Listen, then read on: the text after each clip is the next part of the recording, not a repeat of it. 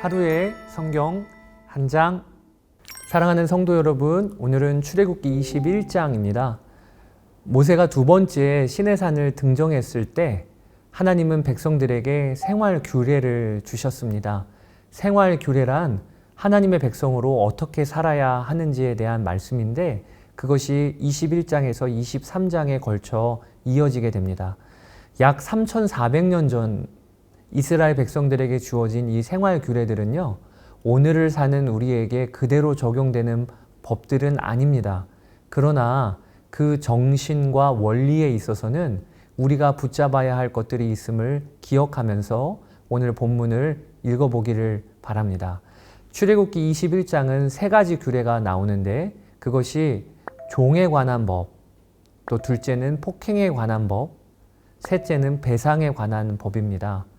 먼저 종에 관한 법을 살펴보실까요? 이스라엘 백성들은 재정적인 이유로 종이 될 수는 있었지만 종이 된 지 7년이 되면 자유인의 신분으로 풀려나게 됩니다. 히브리인들은 하나님의 것이기에 그를 영원한 종으로 부릴 수가 없었던 것입니다. 이것은 당시의 파격적인 법이었습니다. 종으로 산 자를 7년이 되면 풀어주어야 한다니요. 하나님은 당신의 백성들이 세상과는 다른 기준을 갖기를 원하셨습니다. 내가 종으로 부리는 이라 할지라도 그가 하나님의 자녀임을 기억하고 그를 함부로 대하지 않도록 하신 것입니다. 히브리 종이 단신으로 종이 되었거나 장가든 상태로 종이 되었으면 자유케 될 때 그 개인 혹은 부부가 다 노임을 받습니다. 그러나 종이 된 상태에서 주인이 그에게 아내를 주었으면 그가 자유케 될 때는 처자를 놓고 그 집에서 나가야 합니다. 만약에 히브리 종이 주인을 사랑하고 처자를 사랑하여서 자유인이 되기를 원치 않을 경우에 주인은 그를 데리고 재판장에 가서 법적 절차를 마친 후에 송곳으로 종의 귀를 뚫게 됩니다. 그러면 그 종은 히브리인이어도 영원히 주인의 소유가 되는 것입니다. 여기 중요한 게 주인을 사랑하여 자원한 종이라는 것입니다. 이 주인을 사랑하여 자원해서 종이 된 귀뚫은 종의 모습은 우리 그리스도인들이 어떠한 자인지를 드러내준다고 여겨집니다. 여러분, 우리는 우선 예수 그리스도로 말미암아 마귀와 죄의 종노릇하는 데서 해방되어서 자유함을 얻은 자죠.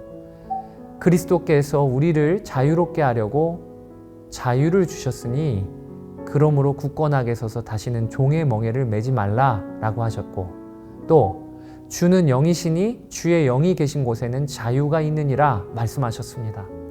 그런데 자유함을 얻은 우리에게 하나님의 말씀은 다시 종과 같이 되라고 하시는 말씀이 있어요. 갈라디아서 5장 13절에 형제들아 너희가 자유를 위하여 부르심을 입었으나 그러나 그 자유로 육체의 기회를 삼지 말고 오직 사랑으로 서로 종노릇 하라. 베드로전서 2장 16절에 너희는 자유가 있으나 그 자유로 악을 가리는 데 쓰지 말고 오직 하나님의 종과 같이 하라.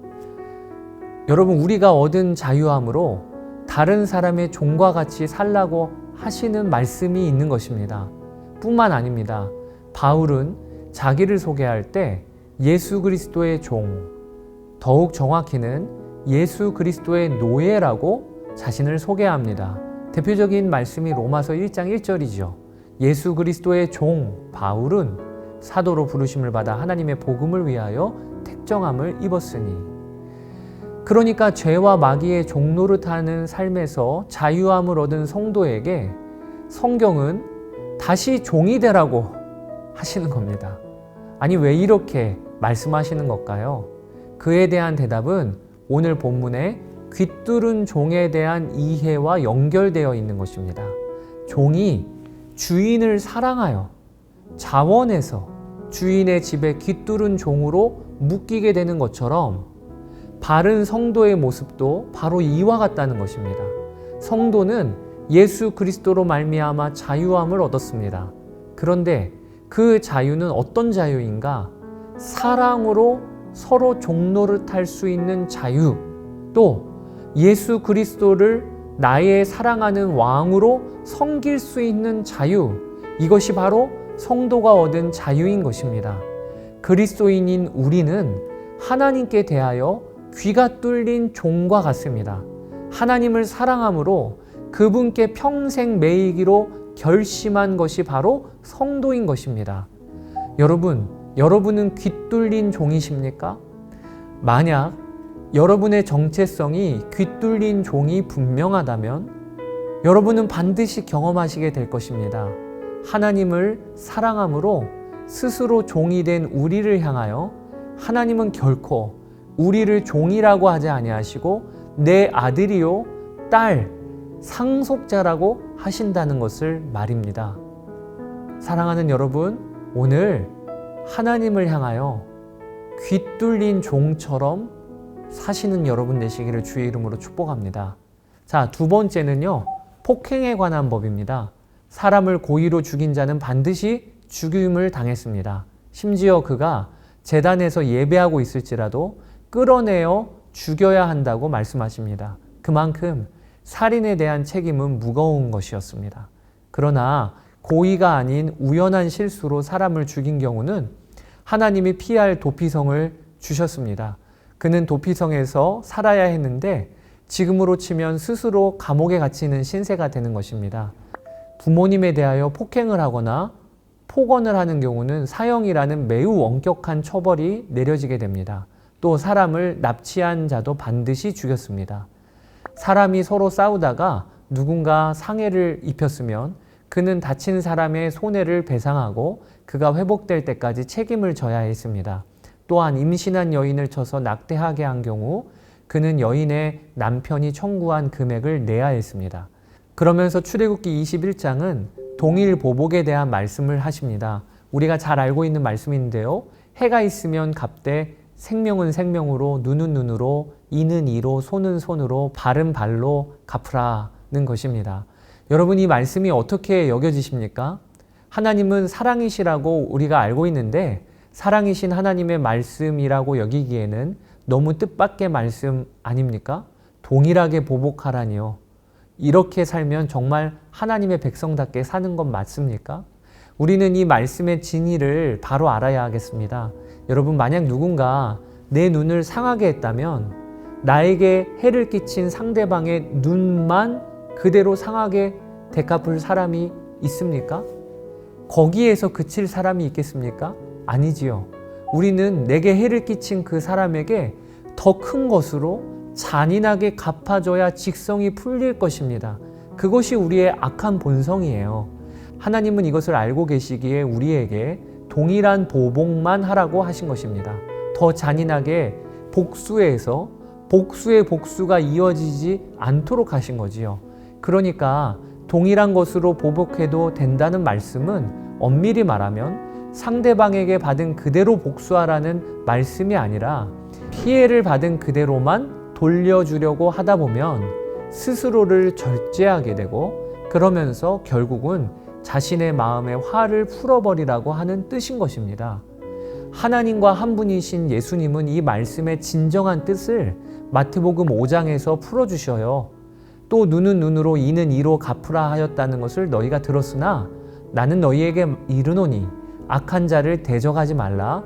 누구든지 내 오른뺨을 치거든 왼편도 돌려대며 또 너를 고발하여 속옷을 가지고자 하는 자에게 겉옷까지도 가지게 하며 또 누구든지 너로 억지로 오리를 가게 하거든 그 사람과 심리를 동행하고 내게 구하는 자에게 주며 내게 꾸고자 하는 자에게 거절하지 말라. 이게 말씀이 예수님의 말씀이지요. 눈은 눈으로 이는 이로 갚으라는 말씀하신 하나님의 진짜 속뜻은 결국 너 자신을 절제하고 원수를 사랑하는 데까지 나아가라고 하시는 말씀인 것입니다. 자, 이제 세 번째, 배상에 관한 법입니다. 소가 사람을 쳐 죽이면 그 소는 죽임을 당하고 주인은 형벌을 면했습니다. 그러나 그 소가 받는 버릇이 있고 주인은 그것을 몇 번 경고받았음에도 소가 다른 사람을 쳐 죽이면 소와 함께 주인도 죽임을 당해야 했습니다. 그런데 이때 피해자가 배상금을 요구하면 배상금으로 대신할 수 있었습니다. 소가 만약에 종을 쳐 죽이면 그 종에 대한 값으로 은 30세겔을 지불했습니다. 누가 구덩이를 파놓고 열어두었다가 짐승이 거기에 빠져 죽으면 돈으로 배상해야 했습니다. 이와 같이 하나님은 백성들에게 책임을 지는 삶과 공의로운 삶을 연습하게 하셨습니다. 사랑하는 여러분, 오늘을 사는 하나님의 백성인 우리도 마찬가지입니다. 우리도 이 시대를 살면서 부지런히 책임을 지는 삶, 그리고 정직하고 바르게 사는 삶을 예수 그리스도 안에서 살아야 하는 것이지요. 오늘 출애굽기 21장 천천히 읽어보시며 우리 귀뚫은 종의 모습을 묵상합시다. 하나님을 향하여 귀뚫은 종과 같이 주인을 사랑함으로, 왕을 사랑함으로 사는 오늘 하루의 삶이 되시기를 주의 이름으로 축복합니다. 22장에서 뵙겠습니다.